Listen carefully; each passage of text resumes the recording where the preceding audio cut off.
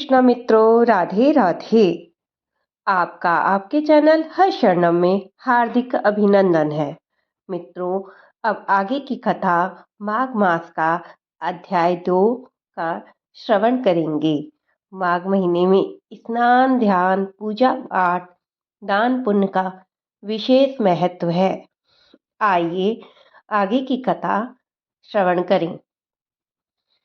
राजा के मीठे वचन सुनकर तपस्वी कहने लगे, हे राजन, भगवान सूर्य बहुत शीघ्र उदय होने वाले हैं, इसलिए यह समय हमारे लिए स्नान का है, कथा का नहीं। तो आप स्नान करके अपने घर को जाओ और अपने गुरु श्री वशिष्ठ जी से इस महात्म को सुनो। इतना कहकर वे तपस्वी सरोवर में स्नान के लिए चले गए और राजा भी विधि पूर्वक सरोवर में स्नान करके अपने राज्य को लौटा और रनिवास में जाकर तपस्वी की सब कथा रानी को सुनाई।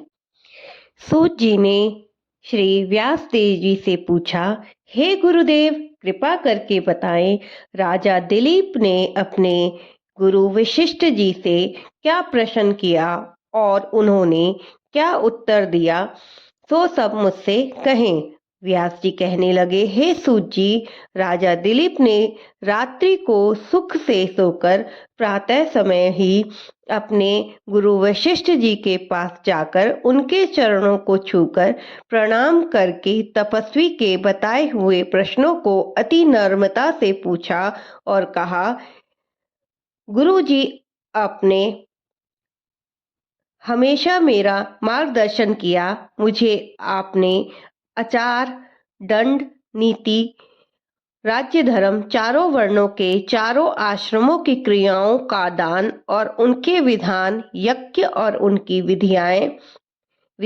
व्रत, उनकी प्रतिष्ठा तथा भगवान विष्णु की आराधना उन अनेक प्रकार से तथा विस्तार पूर्वक बतलाई।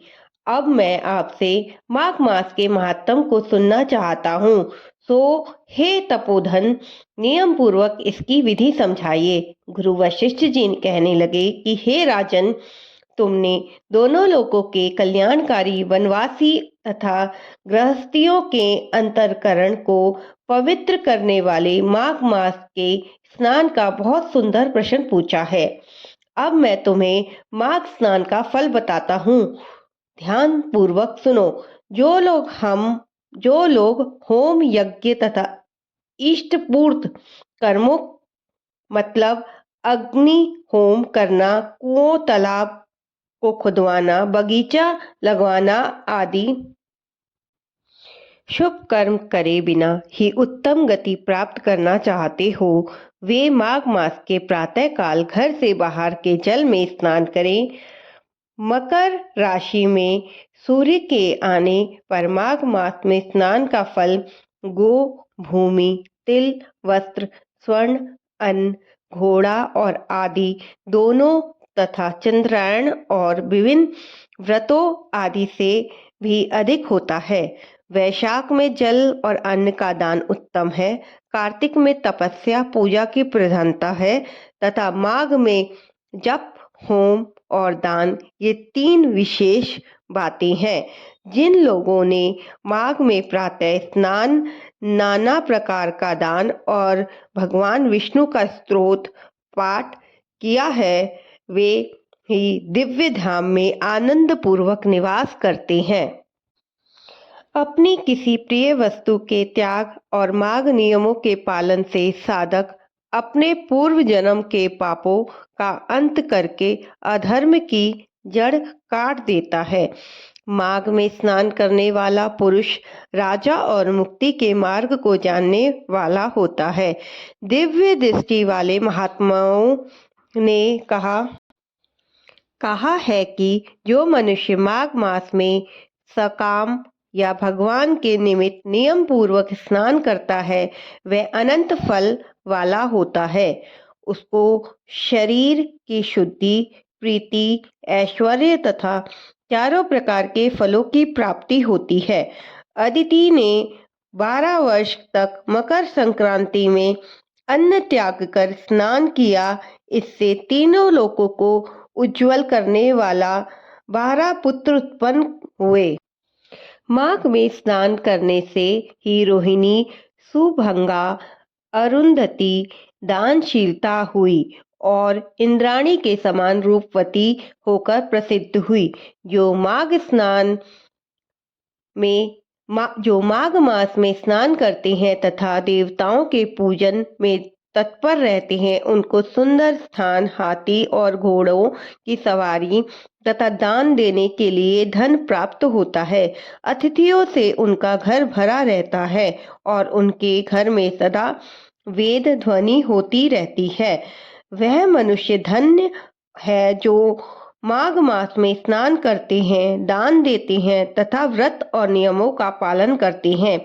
अन्य शुभ कर्मों के पुण्यों से स्वर्ग में गए हुए मनुष्य अपने पुण्य समाप्त होने पर वहां से लौट आते हैं, परंतु जो मनुष्य माघ मास में स्नान करता है वह कभी भी स्वर्ग से वापस नहीं आता। इससे बढ़कर कोई नियम, तप, दान, पवित्र और पाप नाशक नहीं है। इससे बढ़कर कोई तप और इससे बढ़कर कोई महत्वपूर्ण साधन नहीं है। यही परम हितकारक और तत्काल पापों का नाश करने वाला है।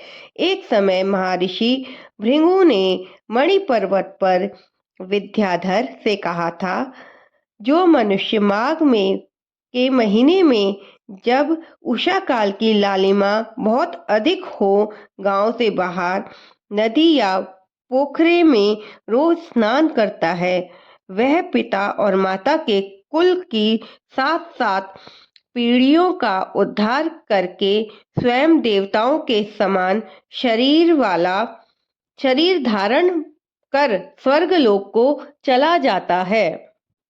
ये सब सुनकर राजा दिलीप ने अपने गुरु श्री वशिष्ठ जी से पूछा, हे गुरु जी, कृपया बताएं, ब्रह्म ऋषि भृगु जी ने किस समय मणि पर्वत पर विद्याधर और धर्मोपदेश किया था?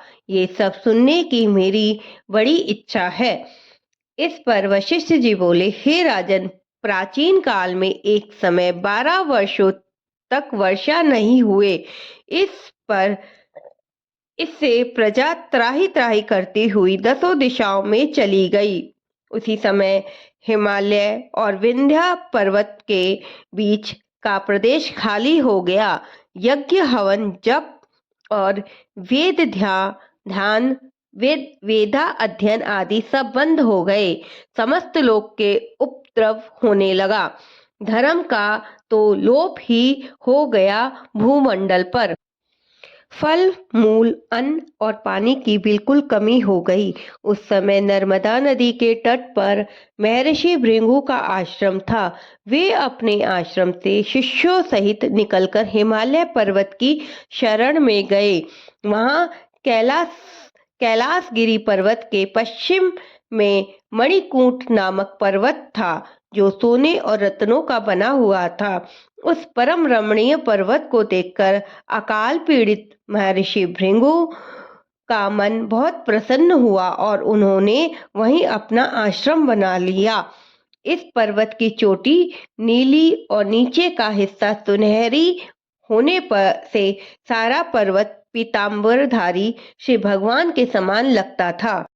पर्वत के बीच का भाग नीला और बीच में कहीं कहीं सफेद स्फटिक होने से ऐसा लगता था जैसे तारों से युक्त आकाश हो। रात के समय वह पर्वत